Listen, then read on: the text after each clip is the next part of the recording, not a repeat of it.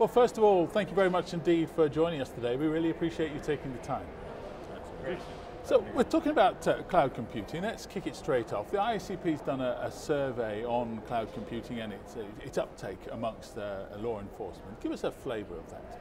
Absolutely. We did a survey last year of both IACP and Canadian Association of Chiefs of Police. And what we found was over half of those who responded to the survey indicated they had either already implemented cloud or they were looking seriously and planning to implement it in the next couple of years. And they're really trying to implement it for a variety of different applications, from email to offsite storage to even more operational systems like records management and analytic software. So we think there's a real uptake and a real opportunity, and agencies saw cost savings as an enormous value to cloud computing, as well as the flexibility to be able to expand their cloud services dynamically. So those were some of the benefits. Well, let's talk about that. Let's get straight into agency applications. So what's your experience on the ground?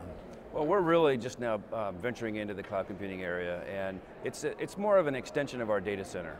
Instead of actually building physical infrastructure, power, electricity, all the different air conditioning, cooling, everything that comes with it, it's an outsourced kind of a situation, or a managed service where I can go to a provider and I can get either application servers, storage servers, whatever my need might be. And the advantage to me, obviously, is it's someplace else, it's less expensive for me, the price has really come down, and it's secure. A lot of the providers now truly meet the CJIS standards, the Criminal Justice Information Services standards, which is very, very important. And actually, the FBI CJIS process makes it very easy for you to determine if a cloud provider is, in fact, CJIS qualified, for lack of a better term, because you can take the CJIS policies kind of as a checklist and follow down those CJIS policies to see if this provider truly meets some of those CJIS responsibilities. What difference does it make to the officers involved?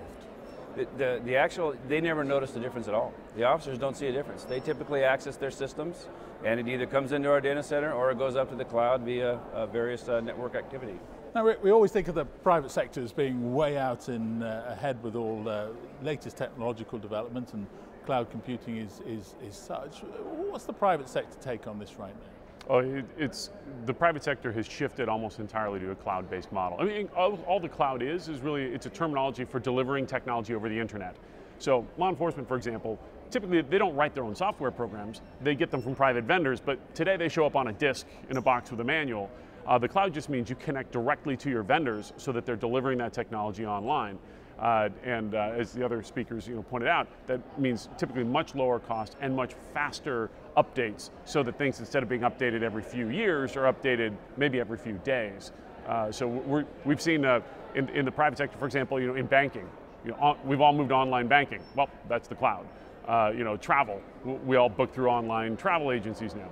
And we believe that law enforcement is heading in the same direction, just because really that's where the world of technology is going. Give us an example of where law enforcement is doing this. At TASER, we've built a system called evidence.com that we've got about 2,000 agencies on, where they can, it's sort of like iTunes for police, where instead of an agency having to build and manage a data center, they can actually just plug in, and we actually host the data for them. And that enables, particularly for smaller agencies that don't have the personnel. I mean, most agencies don't even have somebody who's got a background in data security. And if you don't have somebody who's got a background in data security and you're running systems on site, you're at risk. So the cloud allows you to consolidate thousands of agencies together, and the economies of scale that come in, now all of a sudden people who couldn't afford the types of services around security and data integrity, now they can, because it's being shared across thousands of agencies together. And that's really exactly what we're doing. We're looking at the regionalization in our area of all the different law enforcement agencies to provide cloud services such as email, such as working with documents, all up in the cloud and all sharing the cost as a managed service so that we can all have. But Dave, let's pick up on one of the points that came out of the survey, which was this is all very well and good, it saves money, it's efficient, but people are worried about security.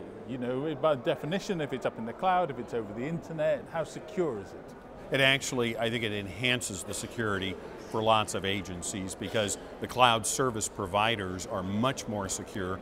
3/4 of the 18,000 law enforcement agencies in the United States have fewer than 25 officers. half of them have fewer than 10 officers, and maintaining security in those very small systems with no central systems administrator is a real challenge, and I think the service providers are able to provide that level of security. Well, gentlemen, thank you very much indeed for talking to us. We could have talked about it all day, but thank you very much indeed. Thanks very much. Thank you.